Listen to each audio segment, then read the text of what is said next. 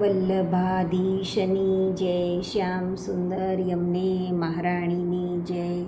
પ્રભુનો મંગળભોગ સરી ગયા છે. હવે મંગળભોગ પછી પ્રભુને સ્નાનનો પ્રકાર હોય છે. તો આજે આપણે સ્નાનના પ્રકારની થોડું સત્સંગ કરીએ. સ્નાન કરાવતા પહેલાં બધું જ રેડી રાખવાનું હોય છે, જેથી પ્રભુને વધારે રાહ ના જોવી પડે. આ પ્રભુના સ્નાનની થાળી છે, એક ચોકી અને એક શ્વેત વસ્ત્ર. પ્રભુના સ્નાનની થાળી એ શ્રી લલિતાજીનું સ્વરૂપ છે અને ચોકી જે છે ચંદ્રાવલીજીનું સ્વરૂપ છે. અને આ ઉપર બિછાવેલું આ 4 પડવાળું વસ્ત્ર છે. આવું વસ્ત્ર છે, એને આવી રીતે કડી કરી અને 4 પડ બનાવવાના. એટલે આ 4 પડવાળા વસ્ત્ર પર પ્રભુ સ્નાન કરશે. 4 પડવાળું વસ્ત્ર છે આ શ્રી સ્વામીજીનું સ્વરૂપ છે. રીતે મેં જળ પધરાવીને રાખ્યું છે. પ્રભુને 4 લોટીથી સ્નાન થાય છે, તો મેં 4 અલગ અલગ લોટી છે.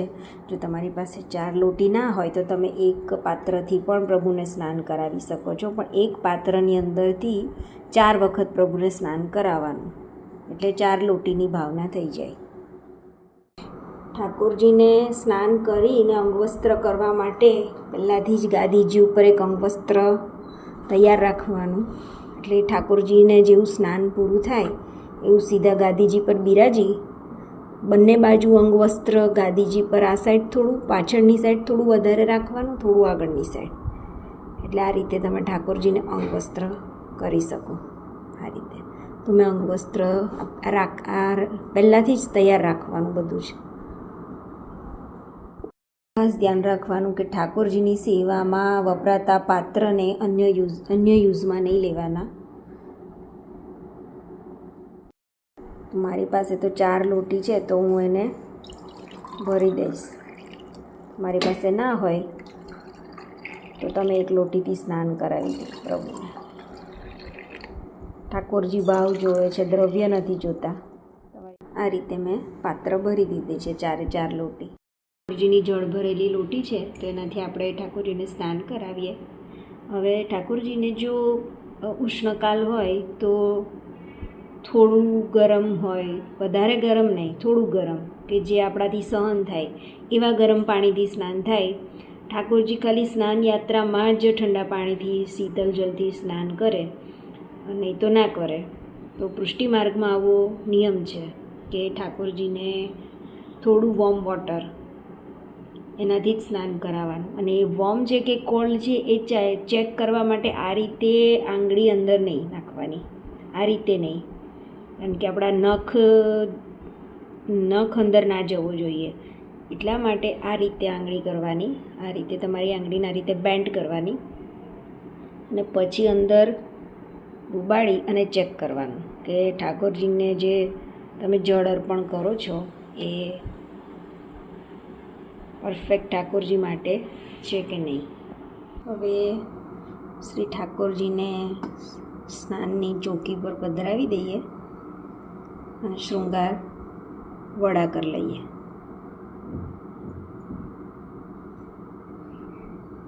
ઠાકોરજીને સ્નાનમાં બધા જ શૃંગાર વડા થઈ જશે.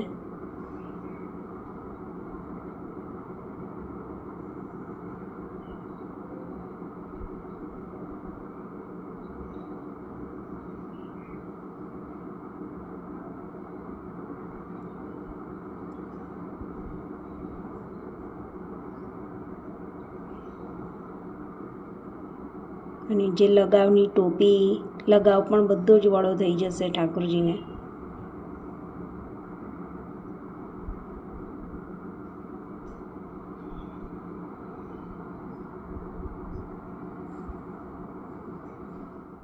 આ જે જળ છે એ શ્રી ચંદ્રાવલીજીનું સ્વરૂપ છે અને શ્રી સ્વામીજીના હૃદયનો વિરહ છે. આવી ભાવના કરી અને ઠાકોરજીને સ્નાન કરાવવાનું. અને ચંદનનું જો સ્નાન હોય તો એ શ્રી ચંદ્રાવલીજીનું સ્વરૂપ છે, કેસર સ્વામીજીનું સ્વરૂપ છે. અને જળ શ્રી યમુનાજીનું રૂપ છે. આ પ્રકારથી ઠાકોરજીને સ્નાન કરાવવાનું. હવે આપણે ઠાકોરજીને સ્નાન કરાવીએ. જો ઉત્સવના દિવસો હોય તો ઠાકોરજીના શ્રીઅંગ પર અભ્યંગ લગાવી અને સ્નાન થાય છે પધરાવીને. પણ ઉત્સવના દિવસો ના હોય તો ઠાકોરજીનું સ્નાન નિત્ય સેવામાં ઠાકોરજી ખાલી પાણીથી જ, ચંદનવાળું પાણી કે ગુલાબજળવાળું પાણી કે યમુનાજીવાળું પાણી, જેવી તમારા ગુરુઘરની આજ્ઞા હોય એ પ્રમાણે ઠાકોરજીને સ્નાન કરાવાય છે. હવે ઘણા એવું કહે છે કે ઠાકોરજીના સ્નાન સમયે કોઈ વસ્ત્ર પહેરાવવાનું, પણ પુષ્ટિ માર્ગની અંદર એવો ભાવ છે કે જો ઠાકોરજીમાં શ્રી નવનીત પ્રિયાજી સ્વરૂપ હોય તો એને કોઈ વસ્ત્ર પહેરાવવાનું ના હોય. જ્યારે પણ ઠાકોરજીને સ્નાન કરે ત્યારે ઠાકોરજીને ચરણારવિંદથી સ્નાન કરાવવાનું શરૂ કરવાનું. ચરણારવિંદથી પહેલાં બંને ચરણ પર પહેલાં જળ,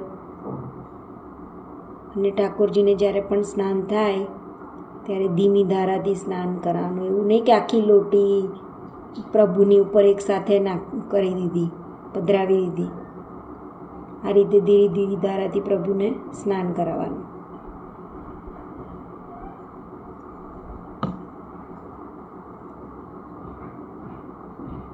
ઓલવેઝ ચરણારવિંદથી જ સ્ટાર્ટ કરવાનું સ્નાન. શ્રી મસ્તક પર છેલ્લે જ આવે.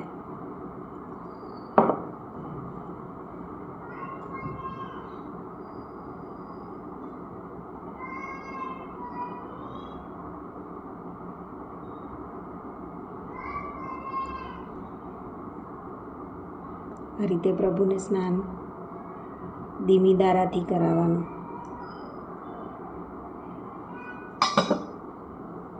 હવે આ ચોથી લોટી છે, જે છેલ્લી લોટી.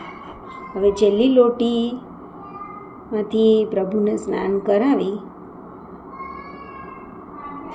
અને થોડું જળ લોટીમાં રાખવાનું. અમે થોડું જળ રાખ્યું છે લોટીમાં. પ્રભુ પર 3 વાર કે 7 વાર ઓવારી અને એ જળ બાજુમાં પધરાવી દેવાનું. એનું રીઝન એ છે કે જ્યારે જળમાં થોડું જળ રહે તો એ આપણે ઠાકોરજીને વસ્ત્ર રહિત ઠાકોરજીના સર્વાંગનું જે દર્શન કરીએ છીએ તો આપણે દ્રષ્ટિદોષ ના લાગે. જો દ્રષ્ટિદોષ થયો હોય તો એ દ્રષ્ટિદોષના નિવારણ માટે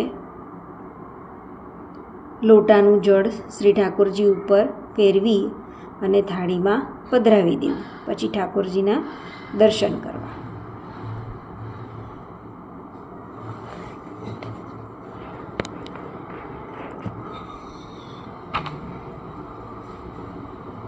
હવે ઠાકોરજીને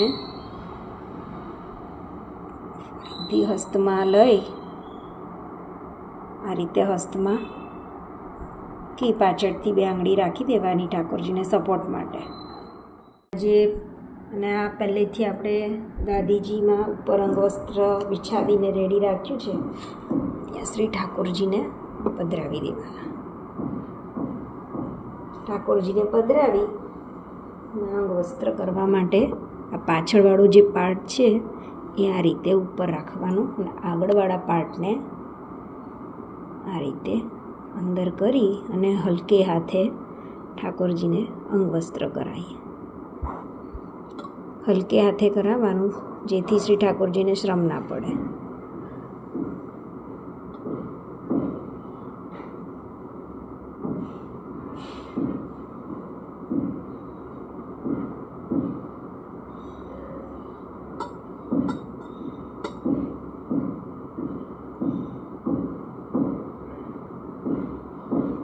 ઠાકોરજીના શ્રીઅંગ પર જળની એક પણ બૂંદ રહેવી ના જોઈએ, એ રીતે અંગવસ્ત્ર કરવાનું.